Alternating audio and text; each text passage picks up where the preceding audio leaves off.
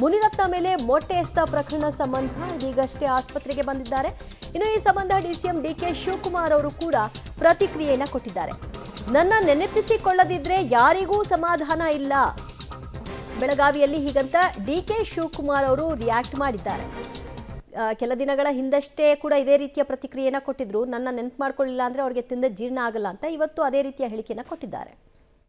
Sir, Munirathna ಅವರ ಮೇಲೆ ಮೊಟ್ಟೆ ಎಸೆದಾಗಿದೆ, ನೀವೇ ಮಾಡಿಸಿದಿರಿ ಅಂತ ಆರೋಪ ಮಾಡ್ತಾ ಇದ್ದಾರೆ ಸರ್. ನೋಡಪ್ಪ, ನನಗೆ ಯಾರು ಗೊತ್ತಿಲ್ಲ, ಏನು ಗೊತ್ತಿಲ್ಲ. ಸುಮ್ಮನೆ ನಾನು ನೆನ್ಸ್ಕೊಳ್ಳಿಲ್ಲ ಅಂದ್ರೆ ಯಾರಿಗೂ ಸಮಾಧಾನ ಇಲ್ಲ. ಸರ್, ಮುನಿರತ್ನ ಅವರ ಮೇಲೆ ಮೊಟ್ಟೆ ಎಸೆದಾಗಿದೆ, ನೀವೇ ಮಾಡಿಸಿದಿರಿ ಅಂತ ಆರೋಪ ಮಾಡ್ತಾ ಇದ್ದಾರೆ ಸರ್. ನೋಡಪ್ಪ, ನನಗೆ ಯಾರು ಗೊತ್ತಿಲ್ಲ, ಏನು ಗೊತ್ತಿಲ್ಲ. ಸುಮ್ಮನೆ ನಾನು ನೆನ್ಸ್ಕೊಳ್ಳಿಲ್ಲ ಅಂದ್ರೆ ಯಾರಿಗೂ ಸಮಾಧಾನ ಇಲ್ಲ. ಸರ್, ಮುನಿರತ್ನ ಅವರ ಮೇಲೆ ಮೊಟ್ಟೆ ಎಸೆದಾಗಿದೆ, ನೀವೇ ಮಾಡಿಸಿದಿರಿ ಅಂತ ಆರೋಪ ಮಾಡ್ತಾ ಇದ್ದಾರೆ ಸರ್.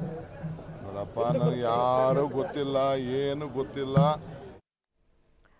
ಇದು ಮುನಿರತ್ನ ಅವರ ಮೇಲೆ ಆದ ದಾಳಿ ಪ್ರಕರಣ ಸಂಬಂಧ ಅವರು ಮಾಡಿರೋ ಆರೋಪ ವಿಚಾರಕ್ಕೆ ಸಂಬಂಧಪಟ್ಟ ಹಾಗೆ ಡಿಸಿಎಂ ಡಿಕೆ ಶಿವಕುಮಾರ್ ಅವರ ಪ್ರತಿಕ್ರಿಯೆ ನೋಡಿ. ನನಗೆ ಯಾರೂ ಗೊತ್ತಿಲ್ಲ, ಏನೂ ಗೊತ್ತಿಲ್ಲ, ಅದೊಂದು ಸುಳ್ಳು. ನನ್ನನ್ನು ನೆನಪು ಮಾಡ್ಕೊಳ್ಳದೆ ಇದ್ರೆ ಯಾರಿಗೂ ಸಮಾಧಾನ ಇಲ್ಲ ಅಂತಷ್ಟೇ ಡಿಸಿಎಂ ಡಿಕೆ ಶಿವಕುಮಾರ್ ಅವರು ರಿಯಾಕ್ಟ್ ಮಾಡಿದ್ದಾರೆ. ಅವರ ವಿರುದ್ಧ, ಅವರ ಸಹೋದರನ ವಿರುದ್ಧವಾಗಿ ಕೇಳಿ ಬಂದಿರುವಂತಹ ಆರೋಪ, ಅವರೇ ಕೊಲ್ಲುವಂತಹ ಸಂಚನ್ನು ರೂಪಿಸಿದ್ದಾರೆ ಅನ್ನೋ ಅಂಶಕ್ಕೆ ಅವರು ಇಷ್ಟೇ ಮಾತನ್ನ, ನನಗೆ ಯಾರೂ ಗೊತ್ತಿಲ್ಲ, ಏನೂ ಗೊತ್ತಿಲ್ಲ, ನನ್ನ ನೆನಪು ಮಾಡ್ಕೊಳ್ಳದೆ ಇದ್ರೆ ಅವ್ರಿಗೆ ಸಮಾಧಾನ ಇಲ್ಲ ಅಂತಷ್ಟೇ ರಿಯಾಕ್ಟ್ ಮಾಡಿದ್ದಾರೆ.